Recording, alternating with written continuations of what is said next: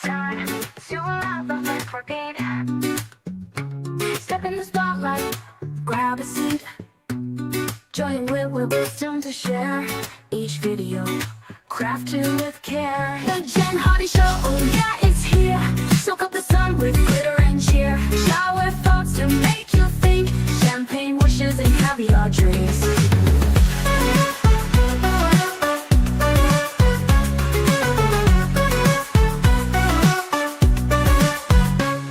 Engage with minds both young and old, in conversations wide and bold. From life's big questions to simple joys, we're here with insights, not just noise. The Jen Hardy Show, oh yeah, it's here. Soak up the sun with glitter and cheer. Shower thoughts to make you think. Champagne wishes and caviar dreams. The Jen Hardy Show, oh yeah, it's here. Soak up the sun with glitter and cheer. Shower thoughts to make you think. Champagne wishes and caviar dreams. Hello, everybody. I am so excited that you're all here. This is an incredible, incredible day. So we have got Debbie Davis. We have got a Debbie Davis that does not feel well. So what we're going to do is we're going to start with our interview. We've got 30 minutes of an interview, and then she is going to be joining me on camera. She's also going to be in the chat. And I know that you guys can all relate to the ick that is going around. So I'm very excited that she's still here no matter what. So without further ado, we will start the thing. We can all be chatting, though, as it's playing. If you've got questions, if you've got whatever, let us know. And she is here to answer them all. Can I tell you again how thankful I am that she came on and did this? Because I think it's really cool. And how thankful I am for all of you to be here. One thing before we get started is that on Monday, we're going to have the warden's wife come back. Now, everyone asked for prison stories when she was here on Monday, and she didn't want to share any with anything that was going to go out for the public to see, because that could get kind of iffy. But she's going to be doing a members only thing on Monday night. So we're going to give away some memberships because we want more of you to be here. And if you want to get a membership, we'll give some away. And then if you don't get one, but you want to be here for the warden's wife, definitely do that, because she's got some really cool stuff. So here we go. Here is the interview. Guys, today I have Debbie Davis, and I am so excited because, whoa, that is too fast. You don't want that. All right, so guess what? I'm going to bring Dave up with me for just a minute, and he is going to tell you all about. Dave, are you ready to come up with us? He's going to come up because there we go. Are you ready? Because you're all here to see something that's going a little quick. Let me fix that real quick. All right, I've got a Dave. I'm on the couch. Yes, you are. You're on the couch. Say hello to everybody. Hello, everybody. I will be Good evening, everybody. I was not prepared. Yeah. That's okay. You know what? This is going to be awesome, Anyway. guys. It is going to be awesome. We're just gonna change a speed because I think you all want to be able to see what Debbie has to say in normal speed. Yeah. So there we go. All right. So who has got questions? Because, if you've got questions, this is a great time to ask them while we are preparing. And, I know that you guys have seen other people do this before, and it's a whole thing. So I edited this video in super speedy quick thing. And what it did was it kept it that way. Isn't that fun? But, okay, this is so exciting. Now, a couple of you I have shared this with, and I am so excited. So because we've been doing more video and we've decided we are all in with the video, we made a little bit of a purchase last week. And because of that, we're going to be able to get this video very fast, which is really nice because we got a Mac Studio computer. Yeah, it's going to be a lot faster than it was before. So how cool is that? And so now we are doing this. And you know what? We don't even have, oh my gosh, I know how to do this. All right, guys, are you ready? We are going to have you see things how I see it, I believe. Hold on one second. There's nothing like being live and having things go silly, is there? All right, so what if I bring you into my studio? You see this? All right, you ready? Hold on one second. Bada bing, bada boom. All right, anyway, we got the studio. We got it here. So, Dave, what questions do we have so far? None. We don't have questions. They Wait, asked if I had any weird hobbies. live chat. Live chat. Okay, this is going to be fun, Julie Cat. And yes, okay. Oh, Colin, see, somehow I missed that, Colin. That makes me so sad.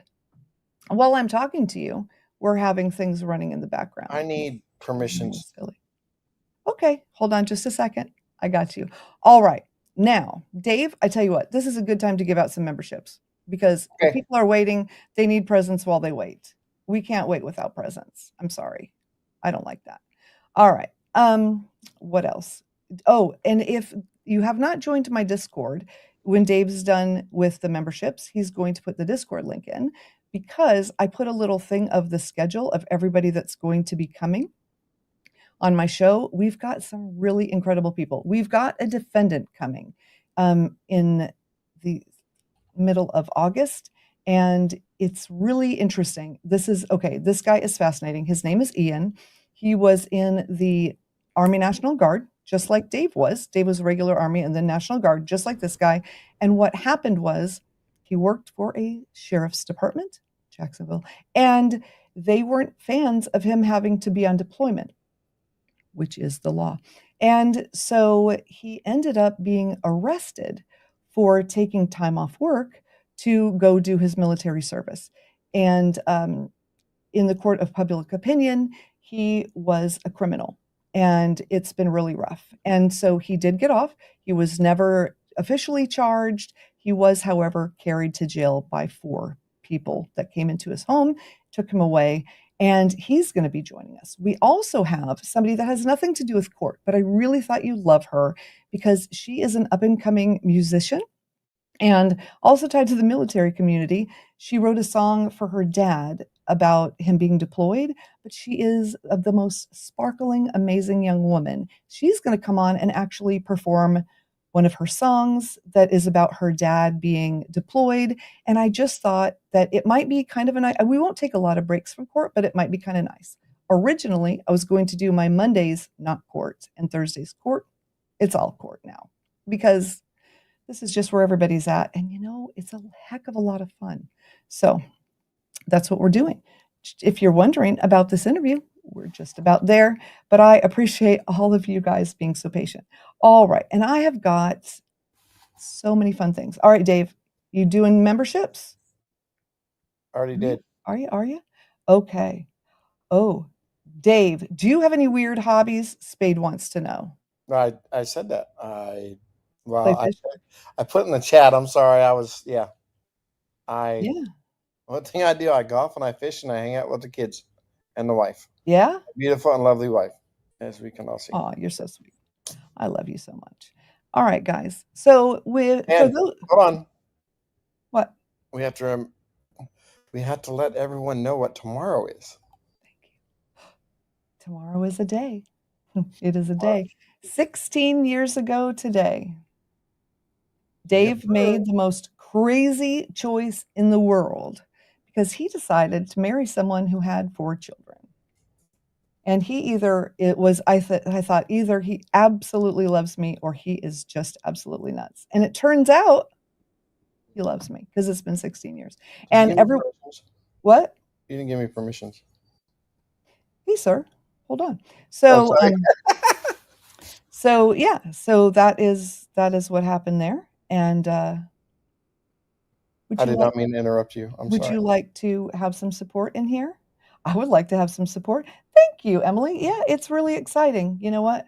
All right. So, for those of you who are viewers and not creators, there is a thing called rendering. And when you try to publish a video, it has to do this thing called rendering. So the video has been done and it's been sitting there and it was done at double speed. So we would have watched her to go blah, blah, blah, and it would have been done in 10 minutes and nobody would have seen and really understood anything. You know what? He is a really great guy. And thank you, Lexa.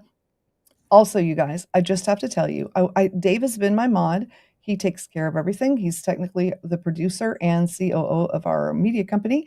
But I have another mod starting today, and I announced her last time, but I didn't realize I had to go into YouTube and do the thing. So Lexa is going to be a mod for us. And so everybody say, woohoo, Alexa, because she's amazing. And this is absolutely perfect because Debbie needed a little bit of extra time. And so we are buying her time. And the fun fact is that the first time that this video went through, it went through really fast. And well, now we know why, because it was really fast.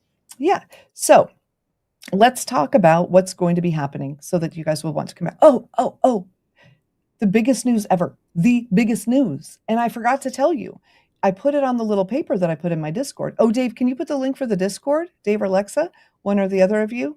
I'm downloading the video right now. By the way, it's going to be like 2 minutes. We're going to watch it. It's going to be amazing. Now there were 50 minutes of an interview, and the full interview with Debbie will be broken up into 2 minutes on the channel. What's that? Oh, nothing. I said, go ahead to Alexa. Go ahead and put the Discord. So the full interview will be broken up into 2 parts. Today, I'm only putting 30 minutes up because we wanted some time to talk and stuff. So there you go. Very excited about this, you guys. So excited. There we go. That sound was the sound of the video. So let's see here. We're going to go over here.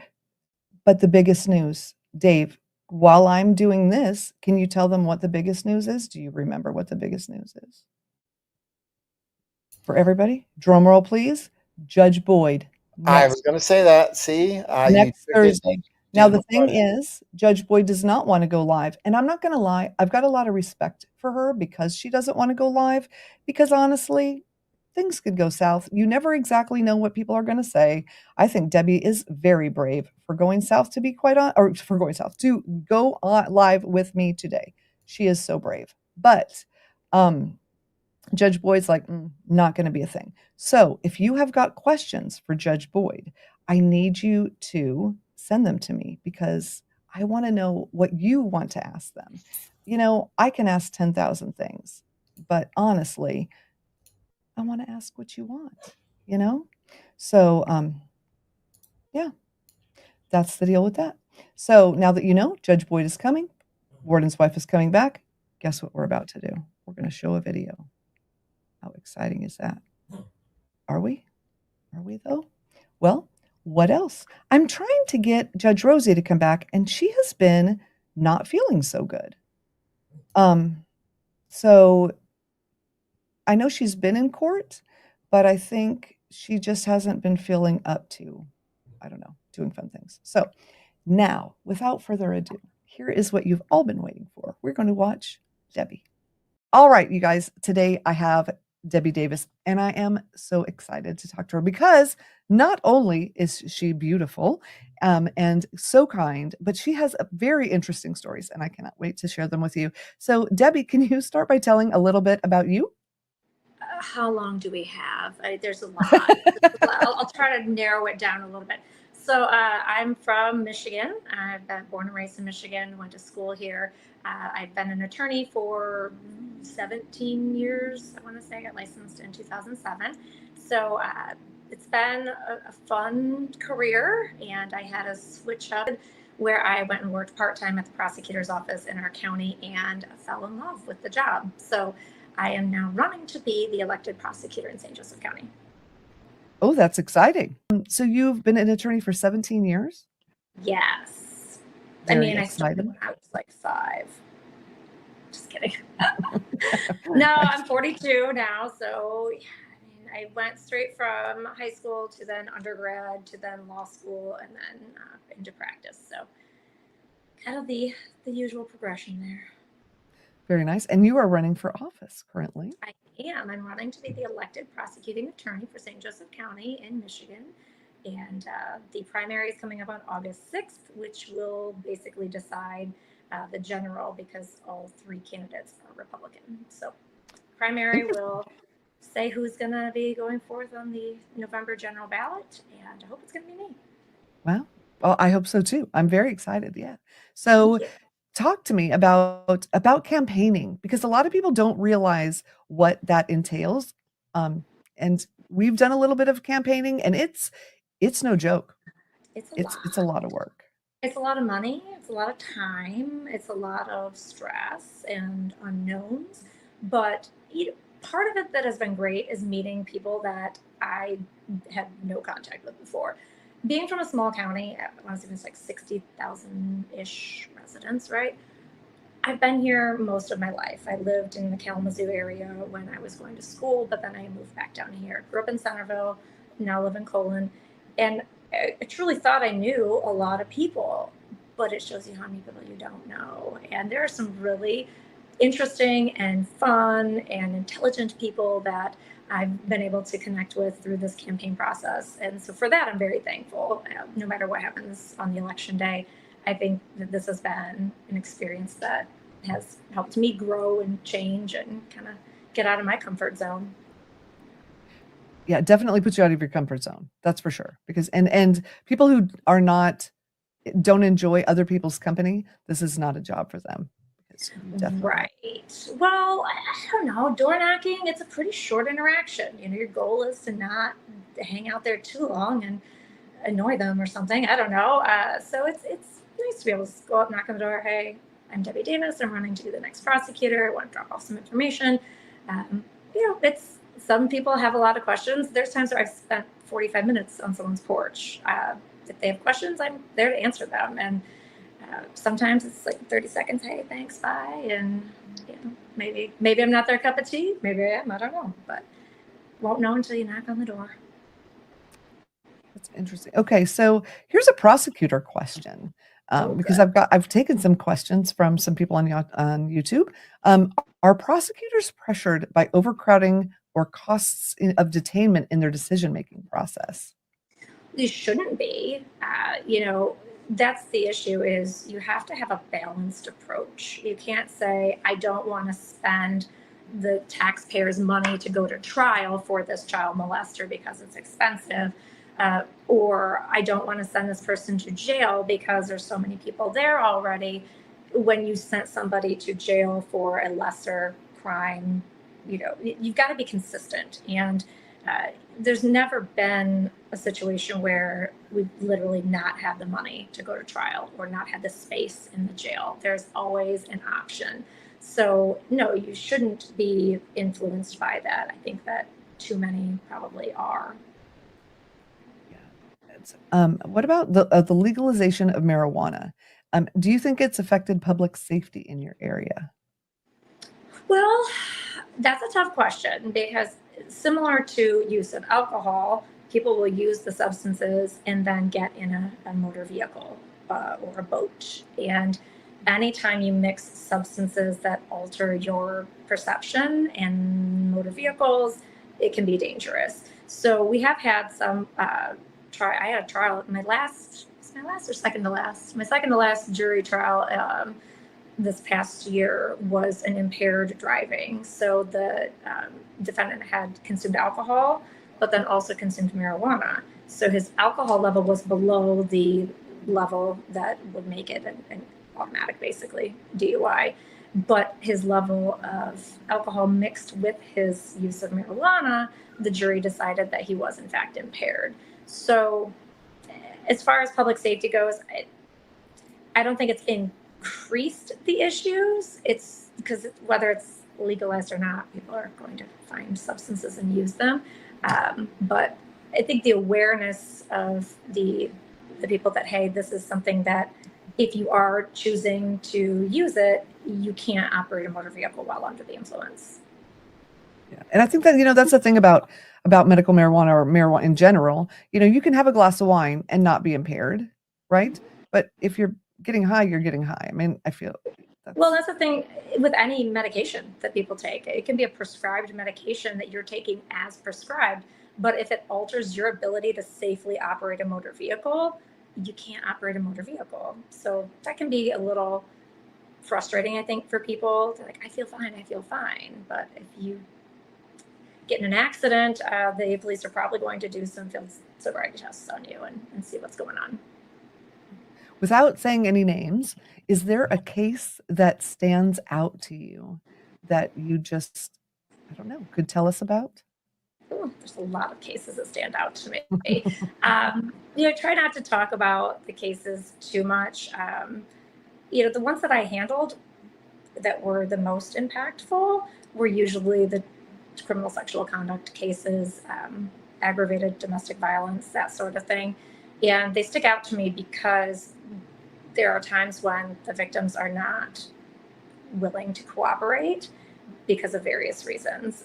But the reason isn't because it didn't happen. That's the only reason Right. I would be okay with somebody not cooperating, is if it truly didn't happen. But when you have a victim who has been in this cycle of abuse and they come to you and they finally have the strength to contact the police, make the report, the person was arrested, they got charged, reality sets in for them, and the financial reality of it, the emotional reality of it, it can be extremely difficult. So the cases where I was able to successfully prosecute, even without the full cooperation of the victim, those are the ones that I feel proud about. I mean, those are just because this happened and she doesn't or he doesn't want to cooperate doesn't mean that it didn't happen at all. So, and I guess there is one that I think the family would probably not mind me talking about of the victim. It was a domestic violence strangulation case, and the defendant, after being released on bond, was having contact with the victim, and they have a child together. She then died of what is a suspected drug overdose the day, I think it was the day of her going to the police to try to recant. And, you know, there's messages between him and her talking about the recant and how she didn't think that the police believed her. And just reading through that log of messages, you know, she lived for about a week in the hospital, but then ultimately did not make it. My boss at the time, who I'm running against, his position was, she's dead, no victim, no crime, and I didn't accept that. And it's probably one of the reasons that things went a little sideways there for a while. Is I had some pretty strong feelings about victims' rights and using the Michigan court rules and the rules of evidence and the statutes that are put in place to help protect people that maybe aren't able or aren't willing to protect themselves. So I successfully prosecuted that. Actually, the defendant ended up taking a plea, but he is in prison. You know, it doesn't bring her back. And the family, they understood what our limitations were. I mean, there was no proof beyond, you know, that they were having contact. You know, that there was always the thought from the family that he had something to do with her overdose. But, you know, there's certain things that happen that you can't explain. And no matter how hard you try, you can't prosecute everything that happens all around the world. So I was able to at least get some sort of justice for her and her child. So, as someone who has dealt with that in my past, do you think that there is enough in place to protect victims so that they can come forward? In my heart of hearts, I want to say yes, but in reality, there's not. We try really hard in our small county to have the groups that can provide support, the safe house, the domestic assault and sexual abuse services with the counselors and the advocates that come with you. But there's never enough. You think that you could take this person whose life has just been turned upside down, and they maybe have kids, they maybe have pets, and they don't want to leave the home, or they can't afford to keep the home where they're at without that significant other. And I'm not saying that people don't make poor choices and can't come back from that and have a healthy relationship later, but we're talking as a vast majority of these situations, it's not something where they're going to fix the relationship and go back and live happily ever after. And that's a very harsh reality for people. Yeah, I interviewed Judge Rosie Speedlin Gonzalez from Texas, and she's got a special court for family assault people, and Interesting. but they will only take first-time offenders. because she said once they've done it, once they're in there more than once, the chances of them. But she's got a 27 out of 28 success rate, which is Nice. incredible, but only for So, first timers. yeah, so we don't have a particular court set up for that, but we do have a statute for first-time domestic violence offenders that, with the prosecutor's approval, which has to be also through the victim and their approval, the person can be placed on a special probation that they have to complete an anger management or domestic violence course successfully and get through probation successfully, but then it becomes a non-public record. So it can still be used later on if they were to commit another domestic violence incident. It can supplement it, which makes the penalty more serious in Michigan for each additional time that you do that. But it has been very effective for some of the families that, things happen. People don't manage their emotions well. They don't handle their stressors well. And like I tell a lot of people when I did defense and when I was in prosecution, there is a spectrum of domestic violence, from the threat, to do something to the person with the apparent immediate ability to do something to that person, versus beating the heck out of somebody just short of hospitalization, which would elevate it to an aggravated domestic. So I get that there is a lot of people that, there's custody issues that play into this. There are family issues like property issues between brothers and sisters or parents and children, adult children, where there are domestic violence charges. So I don't ever judge somebody by the fact that they have a DV on their record, because I know that there are a lot of different circumstances that can lead to that.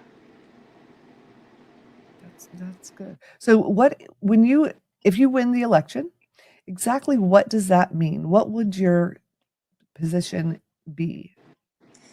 So if I win the primary election, I will be the Republican candidate on the November ballot for the general election.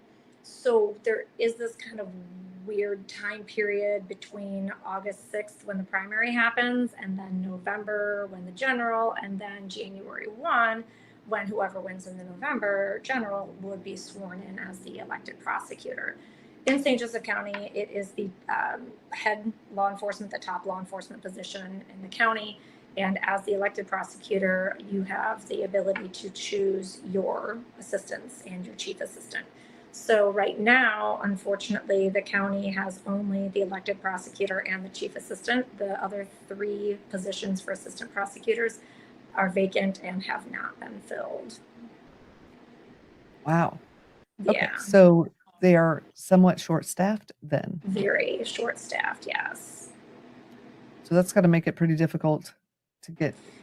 Are things behind then in the system there? I think there's a mix of being behind, but also things just aren't getting authorized. I don't think that the police are turning in certain reports because they don't want to get them declined if it's a property crime and there's not that much loss. The prosecutor's office might just decline to prosecute because they don't have the staff to do it. The elected prosecutor issued a statement back in February that, hey, some things are just going to not be prosecuted, which is not, in my opinion, not a great method. It may take longer to prosecute things, but they're going to get prosecuted. It's not a free pass to go commit petty theft because now we don't have enough people or resources, because there will be eventually. And the statute of limitations on most of those crimes is plenty long. Well, and it does seem a little bit dangerous, because if people that would like to commit those crimes but don't because they would go to jail find out, what's to stop them at that point then, right? Well, and it is kind of crazy. So the statement that the prosecutor issued, he gave it at an executive committee meeting for the commission.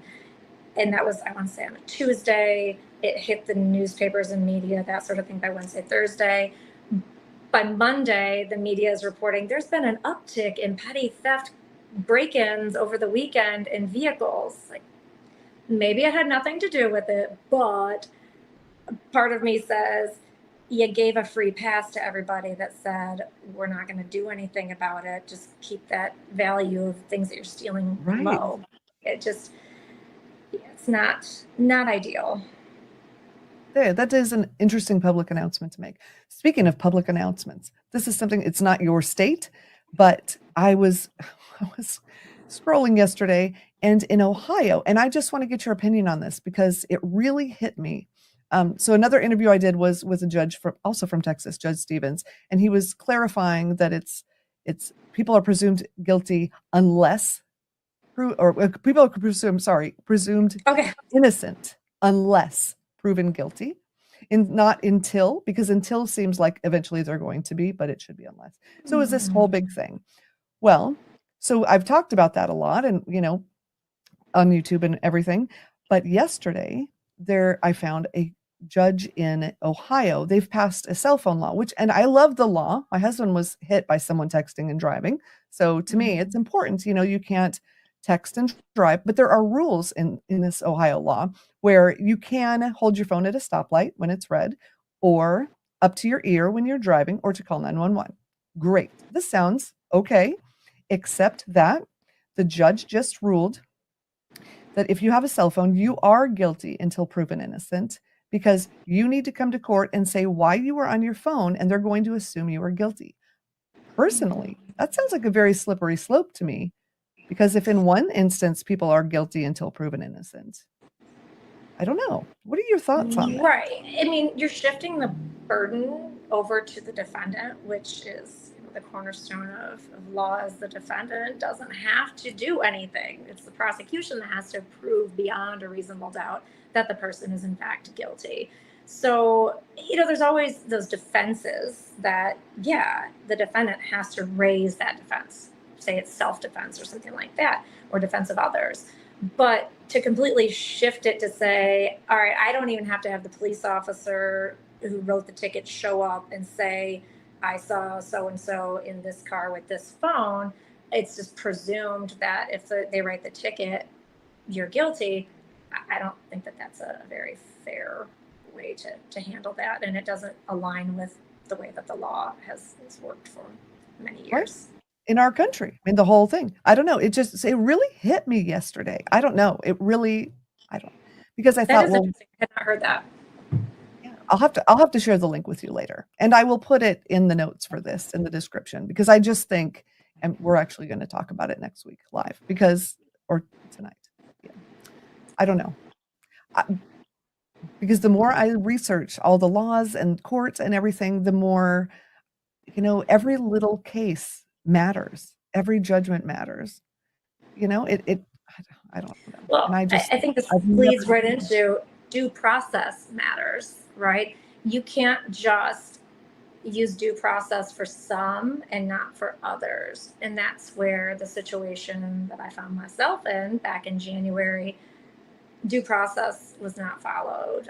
If you're accusing somebody of something, you need to at least follow the basic protocol of allowing them a chance to talk to you, to defend, to present evidence.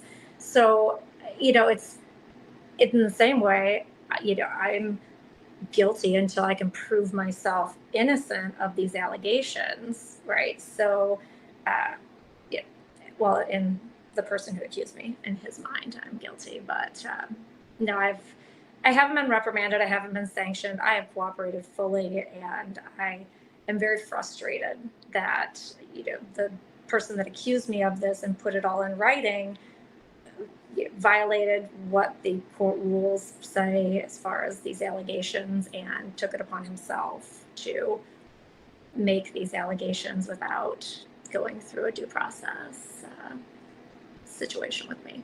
So that's what I'll say about that for now. well, and that's the thing, is there's also a court of public opinion.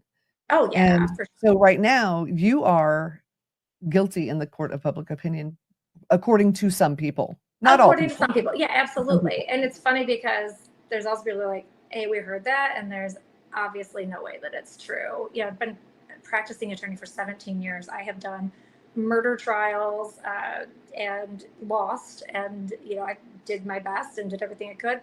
Have never been grieved by any of my former clients. I've had some pretty nasty, drawn out custody and divorce things. I'm always upfront with my clients about everything to do with their case, and I know my rules of evidence. I know the statutes to protect victims, and I'm not afraid to use them. So, so be it. And the best I can do is keep my head up, keep spreading the word that, there's one person that has put that in writing and spread it about, which some would say that's a personnel confidential record that shouldn't be sent via email from an elected official's personal email to voters. I would agree that that's not an appropriate use of that information, especially when it's been disputed. But again, there's only so much that I can do, and I've stuck with it, so we'll see. Now, for those listening or watching that don't know, do you want to elaborate? And if you care not to elaborate, that's okay. I That's up feel to you. like anybody can Google it, honestly. That's fair. You can probably find his violation report. Now, I have like a 24-page plus attachments response, but I followed the proper procedure and sent it to the agency like we're supposed to. So until they say it's okay for me to disseminate that, I'm not going to. See, So, and there you go. I In a respect that. nutshell. There we go. And, when I was reading things, I thought, it looked like things were above board and good. And, it's just interesting, but it's that court of public opinion. And like you were saying before, when you go and knock on doors, some people bring things up and that's difficult. And that's part of the reason I wanted to talk to you too, is just to hear from you and let everybody meet you and fall in love with you as a person. And like you said, they can Google whatever and find out things for themselves. And I think that's also very important. And it does say something about you that you're not throwing airing all the laundry either, and letting Well, people find the facts for themselves. I think that is very important. my philosophy is I don't want to give people an opinion. I want to give you facts so that you can form your own opinion based on facts. So that is how I've approached this whole situation. And it's served me well. There's still going to be people that have their opinion, and that's okay. I have learned many years ago that I can't control what people say or what they do or how they behave. I can only control how I speak and I behave and how I let it affect me from other people. So you're never going to make everyone happy. Diversity is what makes the world go round, right? We all have different opinions, different perceptions, different ideas. And as long as we can respectfully agree to disagree, I have no problem with people. So it's when it gets personal or it's, attacking my family or my kids. It's like, why do you feel the need to do that? So those are the tough parts when the mama bear in you comes out. But so far, my kids are extremely resilient, and we've been sticking together through all this, and it's been an interesting last 6 months or last couple of years, honestly. So how do your kids feel about you running for office? I mean, they're kind of indifferent about it, I guess. Like, they know that I loved working as a prosecutor. And, we jokingly say, like, I'm semi-unemployed right now because in my private practice, I still do some work, but I have to dedicate a lot of time to campaigning and dealing with those sorts of things. So, I mean, my oldest is kind of like, ugh, I'll drive you around, but I don't want to go knock on doors. He's got his permit now, so he can drive me to a neighborhood, get some hours, and get some night driving hours. And my middle child, he's more like he'll take care of the dog and the animals while we're out and about. And my daughter is very outgoing, and she'll go knock on any door or walk in any parade with me. So, Well, that's amazing. So you've got a little bit of everything. I love that. Everybody supports you in their own way, which is really nice. yes. So that is incredible. Well, that's awesome. Well, is there anything else that you wanted to share with everybody today before we wrap up? Well, I don't know. I mean, is there particular questions? I mean, I just want people to have the ability to look at both sides of the situation, and again, form their own opinion based on fact. And I get that prosecution is a very unusual, I guess, area of the law. I think people are concerned that you can get overzealous as a prosecutor. You can be too hard on defendants. You can, charge too harshly. You can force trials instead of making a plea agreement. But you have to look at a defense attorney's job is to zealously advocate for their client, right? Very different rules and expectations than a prosecutor. A prosecutor is supposed to be as unbiased as possible, to be a minister of justice and look at things from all angles before making a decision. Because truly, a prosecutor has more power over a person's life than the judge, because the judge only sees what the prosecutor puts in front of them. Prosecutor has complete discretion to decline a case, dismiss a case, go forward with the case, plead a case, anything. And it's pretty broad. So it can be very frustrating to the judges when they see weak prosecution, especially for judges that are former prosecutors. And I want to make sure that our county has somebody who has the ability to look at things from every angle and not be influenced by, like you said earlier, by overcrowding at the jail if there's assumed there's overcrowding, or public opinion about things. Yeah, and as an elected official, I would be elected to represent the public, but the public is not just victims and citizens, it's the defendants too. And you have to try as hard to prove them innocent as you are to prove them guilty. That way you can be absolutely sure, at least to the degree you can, that if you're going forward with the case, it is based on proper reasons and proper information.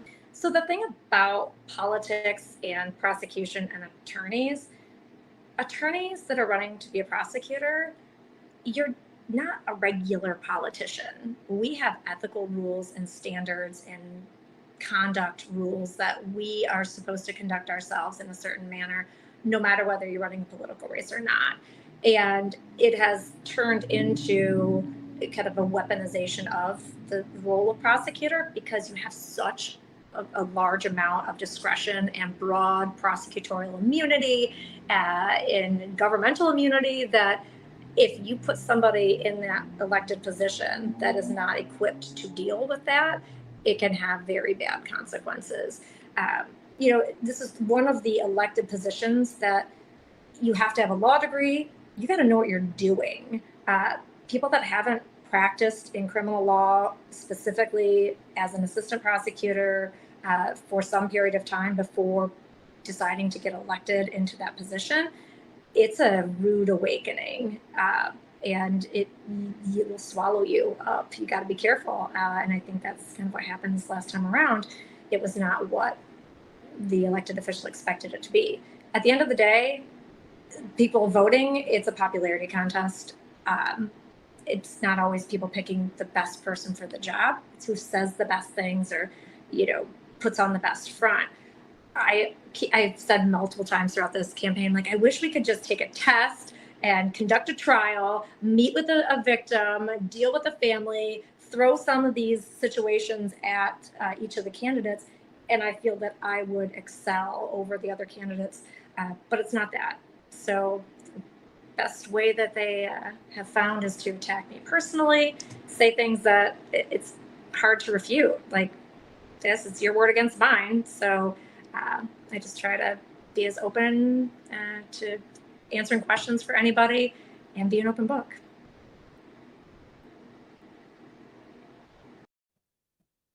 All right, guys, there we go. There we have it. And if you have any questions for Debbie, she's going to join us. If you join my Discord, she had said to, here she is. You look also very gorgeous for, wait, where did she go? I see you there. Threw myself together a little bit there with You the are extra gorgeous. half hour. My husband called me up, like, it's like, you have your interview thing in 20 minutes. I'm like, oh my gosh, they gave me a shot of Phenergan for my nausea and issues, and it knocked me out earlier. So I'm feeling a lot better. Well, that's awesome. I am so glad. You look beautiful. You look just as beautiful as you did the other day. Thank you. That is so It's cool. my ring light. It is not your light. It's your face. That's wonderful. I love it. Oh my gosh. And it's funny. I was writing down notes during our interview and I realized how much I looked down and it didn't look like I was looking at you, but hey guys, I was taking notes because it was just like gold when she was talking. So I had to be writing it down. And Debbie had said, she didn't want to say a whole lot. So she said, Google it. I did put a bunch of links in the Discord. With a lot of people being very positive about what was going on. And Debbie, I don't know if you've been reading the chat, but people here are very supportive and loving, and we would all vote for you if we could. So there you go. I appreciate it. I mean, all positive vibes, I will take them. We got 12 days left, so. Well, that's not a lot. It was, yeah, no, I super bummed I wasn't out knocking on doors and talking to people. I was literally just like cashed out.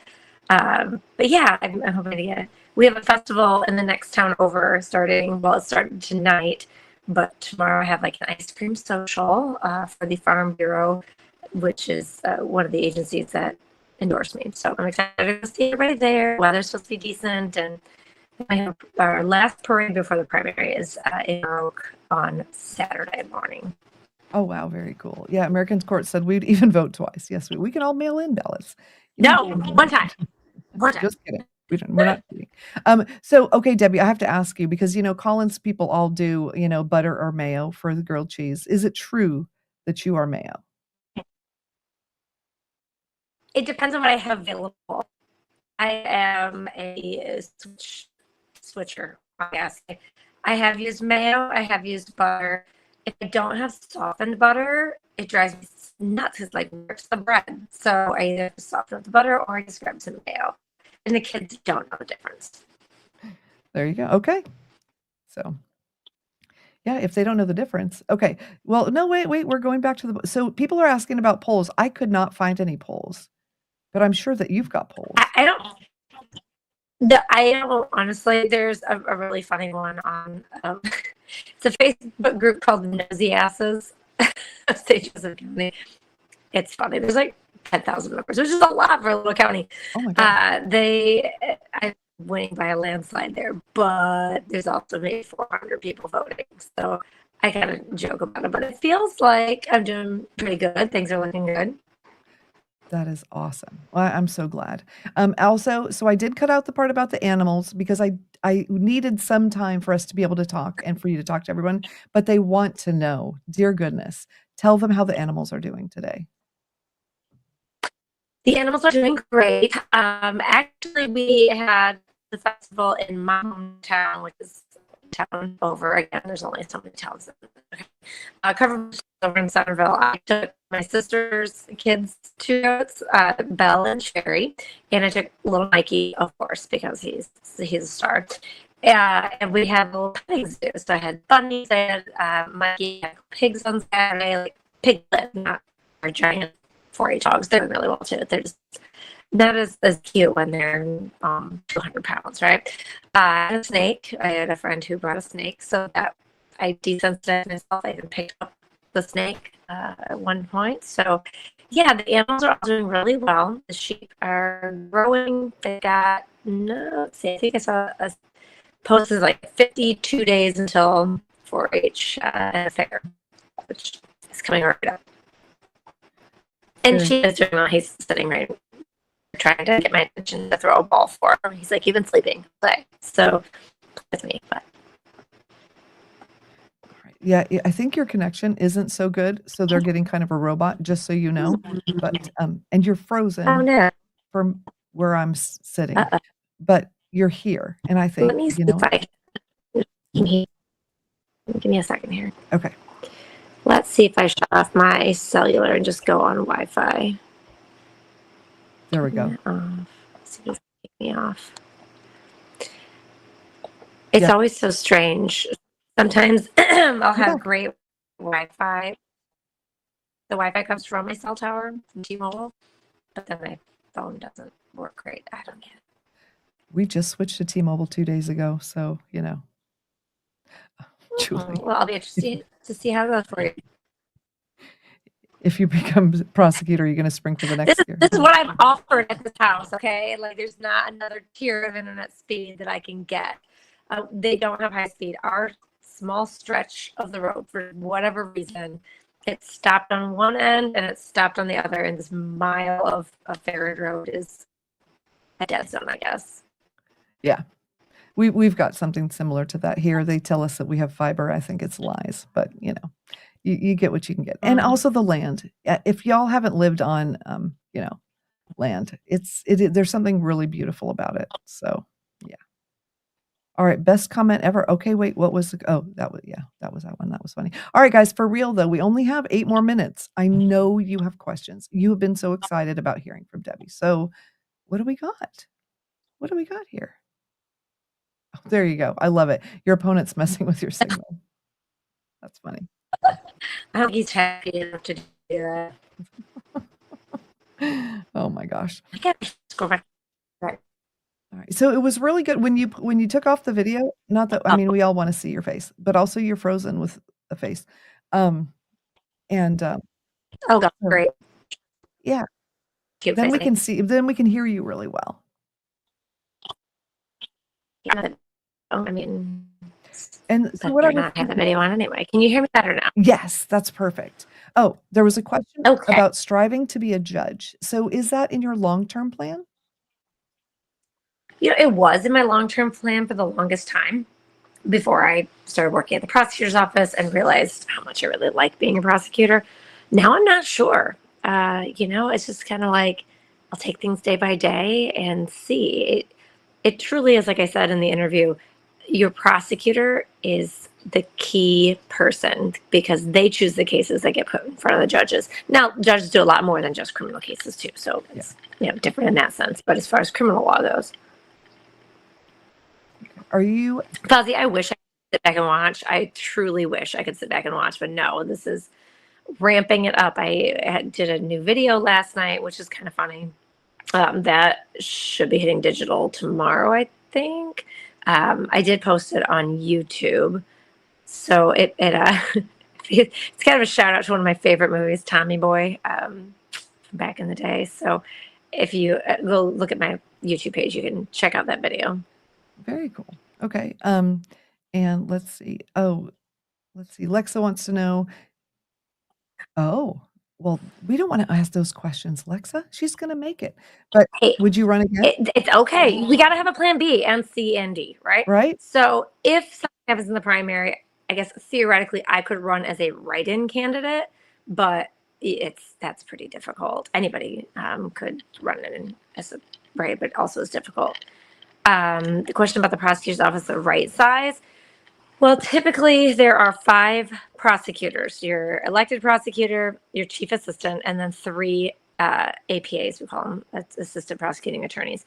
Then you have 3 staff clerks and 1 full-time victim advocate and a part-time victim advocate. Right now, they are down to only 2 licensed attorneys, which would be the elected prosecutor and the chief assistant, no APAs at all. And then they just lost their 1 image document clerk. So now they're down to 2 clerks. There used to be 4 clerks, as I recall. Then we went down to 3. So things are very sparse over there. They still have their victim advocate. And the other night, my opponent said he's got 2 victim advocates. So I don't know if he pulled the other girl in to be full-time now or what, but it's not the same as having the clerks and having all the staff, because only attorneys can go in the courtroom and represent people, and do the cases. Okay. And now I know the answer to this because I've already heard you say it, but if you win the primary, you're going to be favored to win in November. Yeah, so there are not any other candidates on the other tickets. So Democrats didn't put up a candidate for the primary, independents, nothing. So it's just me. Very cool. And is there anything else left to do on the campaign, or do you just sit back and watch? This is not sit back and watch time, Fozzie. Yeah, I kind of responded when I saw that pop up because I would love to sit back and watch. But no, lots of still going on, interacting with people, knocking on doors, that sort of thing. So yeah, it's been a long couple of months, let me tell you. Yeah, for those of you who have not ever campaigned, our family has done some pretty serious campaigning where we go and travel and stay places and campaign for 12 hours a day. It is very intense, but it's also very rewarding. So if you have the opportunity to help out with a local election, highly recommend it. You have no idea what goes on. If you've ever done theater and you've had Hell Week like the last week, it's kind of like that on speed. It's a whole lot. So, yeah, she's gonna. I did not expect how much it was going to take, money-wise, time-wise, emotional toll-wise. Yeah. It's been a lot, but I wouldn't trade it. I mean, I feel like it's truly worth the effort, and I've met some really nice and cool people through it. That's really cool. And I think, one of the things that really makes me, I don't know, so excited about you, and one of the reasons I just really wanted to talk to you is the whole thing about domestic violence survivors and what you do to help them. Because it's so, I don't know, it's just a difficult place to be in. And there's so much work that needs to be done, I think, everywhere, but knowing that there's somebody out there who just has it in their heart to help, I think that it just makes me so happy. Yeah, it's definitely something that I'd miss. And I saw there was the comment about working with Judge Middleton. Absolutely. I'm very excited to go back and work with Judge Middleton. I actually knocked on his door the other night, got to talk to him for a little bit. So that was fun. But yeah, it's one of those things where he's a former prosecutor. He understands how prosecutors' offices work and how the political aspect of it works.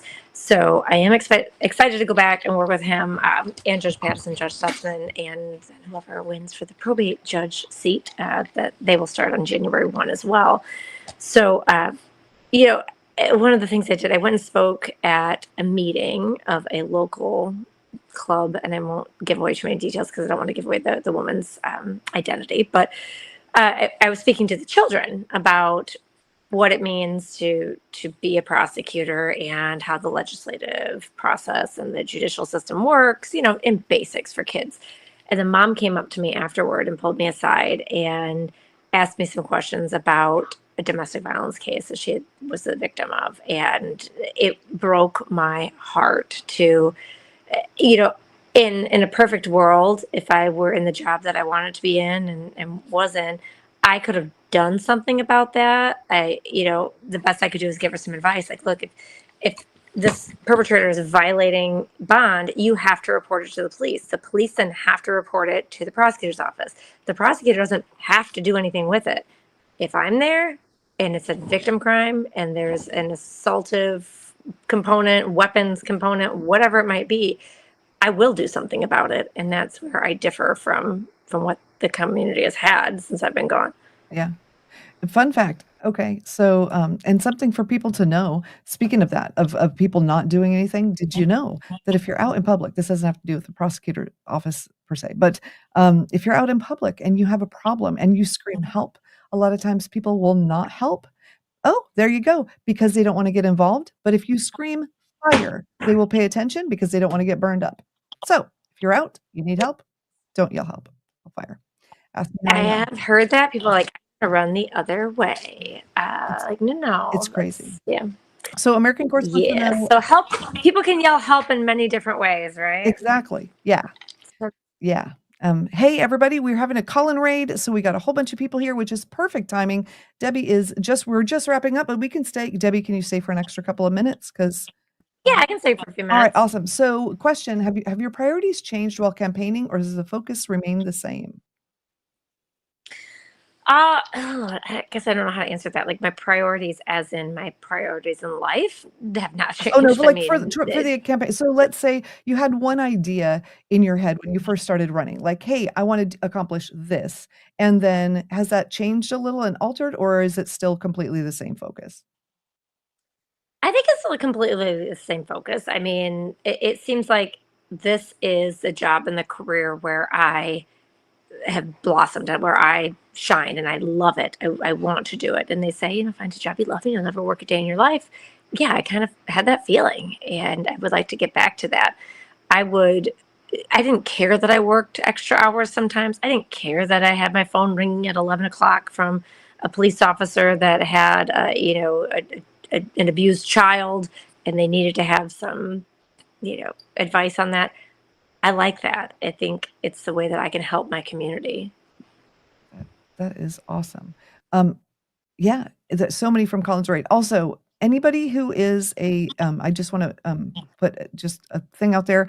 Anyone who is a YouTuber who does courts, because I know we've got American courts, we got some other things. I am interviewing Judge Boyd next Thursday afternoon. She is not coming live, but what I'd like is anybody who is on YouTube and you do court, if you want to record yourself asking a couple questions, I will ask her those questions and stitch you into the interview, because I just feel like it would be so much fun to have a bunch of people in there. So if you're interested, reach out. The Discord's in the chat. That's all I want to say about that. We can talk more about that later because this is about Debbie. Woohoo! Okay. Lucky me. Oh, Colin. Look at Colin. That is so cool. Also, I want to shout out to Fozzie, who bought 5 memberships. Thank you, Dave, because you're so sweet. And Colin who is Debbie Davis? Can you give me some background? So Debbie, yeah, because we just got rated with a whole Colin, you're gonna be coming to visit me soon. If somebody's in here and they haven't met you yet, can you give them a 1-minute synopsis of who you are and what you're doing? I'll turn on my video. Maybe is my sound still decent? Oh, if my video is on. There we go. We have her. Okay, we have problems with that. Well, hi, I'm Debbie Davis. I have a really odd, eclectic YouTube channel. You can go check that out. Debbie Davis said. I'm an attorney. I'm a mom. I'm an animal mom, like with a hobby farm. I'm a dog mom. Chief is staring at me because he knocked his ball underneath my chair, and I'm not reaching under to get it right now because we have this going on. But yeah, I'm running for prosecutor in my small county. I worked as a prosecutor until January of this year. After 13 or so years in private practice, during COVID, I got suckered into helping part-time at the prosecutor's office, and it turns out that I loved it. So I'm full-time in January of 21, was there until January of 24, and the election is coming up on August 6th, but our early in-person voting, Michigan is finally doing early in-person, it starts on Saturday. So my website is electdeborahjdavis.com. Deborah is spelled Deborah. And there's also some information about my campaign, things that I'm doing, events that we've done. I need to upload some of the pictures. I have Facebook as well, like every other person who's heading into being a boomer, I swear, and Instagram, TikTok, all the things. So if you check out those, I do some fun videos on there, pictures from the parades and the events. I have a lot of really cool people that have been helping me out, my nieces and nephews and my kids and my family. So yeah, check it out. And obviously, campaigns are really expensive. And I said that earlier, I'm turning my campaign finance report today, which is insane, looking at how much I've spent on a local race. But so if anybody is inclined to donate, every dollar helps. It pays for the digital app. It pays for the free cups and the candy that we throw out at the parades. And, it's a lot, but I appreciate every ounce of help that I've gotten. And I could never thank people enough for what they've done. Well, that's awesome. And, I don't know if you see, like, everyone is just saying really wonderful things. Well, almost everyone. And we'll just scroll past those who aren't. And it's I'm not on about my you. phone. So that's Chief, okay. yeah. Yeah. Tucker's home, if anybody's wondering. There you go. Yeah, my dogs have been really quiet, so that's been really nice. So, does anyone have any questions for Debbie before we go? So, for those of you who just joined us, she is not feeling well, and she was at the doctor earlier, and she still came to join everybody just so that she could say hello to all of you, which I think is phenomenal. Because the people that I've known that are not feeling well around this time have been really, really under the weather. So, does Debbie have ducks? Try to say that 10 times fast, or don't. That's fine that Colin asks that, because yes, we have ducks. There's 10 ducks, and one of the pairs is named Colin and Heather after somebody who's in the chat. Little Mike is named after Law Talk with Mike. Let me turn off my thing because it's acting wonky. I said, of course he asked if we have ducks, because he knows that I have a pair of ducks named Colin and Heather, named after him and his lady. And we also have little Mikey the goat, who's named after Mike Gravelin from Law Talk with Mike. We have 10 ducks total, so it's just the animal menagerie grows. I love it. I love it so much. Yeah, and we talked on the thing because I used to be in 4-H too, and so Debbie's on the board for 4-H, and we used to wash our ducks in the bathtub and wash our chickens in the sink. And you guys, I actually used to show pigs. It's a thing. I've got pictures. I should show them sometime. Does not look like something that I would do, but you know what? And Debbie didn't have. See, she doesn't have pigs because they're destructive. I wasn't allowed to have goats because they're destructive. So it's funny that it's the opposite. Whatever, but. So we do have pigs though, just for 4-H. The pigs, there are 4 pigs down there right now, and But yeah, they're so short. It's so they short. they aren't in front as much. Yeah, they're interesting for sure. Yeah, no, goats and sheep are so much cuter. So Yes. look at see Ozzy, everyone that is a saying. I had to censor one of my video last night that I made. I had to censor a word out of it because you could look at a T-bone steak by sticking your head up a bull's, but wouldn't you rather take the butcher's word for it? There's my Tommy Boy reference from the video last night. So hopefully you guys go like and watch that one. That was a fun one to make. That's funny. All right. Well, thank you guys. Thank you, Debbie. I really appreciate you coming out and joining us and doing the interview. Like I said at the beginning, for those of you who have joined, the interview itself is a longer one. And so we're going to split it into 2 pieces. And I will have that out over the next couple of days so that you can all hear and watch the whole entire thing, because we do talk goats and chickens and all those things. I just thought, you'd want some time to hear from her tonight instead of, watching the whole thing. So, yeah, there we go. And everybody who is local to Debbie, please get out and vote, because the prosecutor's office needs all the help that it can get. Don't diss the pigs. That's funny. Yeah. Oh my gosh. Love pigs. Well, thanks for having me. I truly do appreciate it. And if you need anything, you know where to find me. All right, you guys, and I wanted to remind everybody that Monday, for those of you who weren't with me last Monday, the warden's wife is going to be joining me live. She's actually the wife of a prison warden. They live at the prison with their young children. The inmates take out their garbage and do their lawn care, and it is a fascinating story. And she didn't want to share actual prison stories live for all the YouTubes to hear, but she's going to do a members only on Monday. So if you want to join, we did give away a bunch of memberships earlier so that you guys can come. You're definitely going to want to see that. I'm not going to record it and put it out because it's just not a public thing. It's just kind of a private thing. For those of you who are interested, oh my gosh, it's going to be amazing. And Judge Boyd is going to do an interview with me next Thursday, not live, for a few different reasons. But if you have questions, please send them to me. You can go in the community tab on YouTube or go into my Discord. We've posted that a couple times. Can't wait to hear from you. And if you are a YouTube creator, please send me a video with some questions for Judge Boyd, because I think that's going to be awesome. We're going to do it together. Yes, she was amazing, you guys. She's fabulous. So thank you again. Thank you, Colin, for rating. Thank you, everybody who's coming. You guys are amazing, and I really do love you all. I really do. You're amazing. So, have a great week. I will see you Monday, and I can't wait.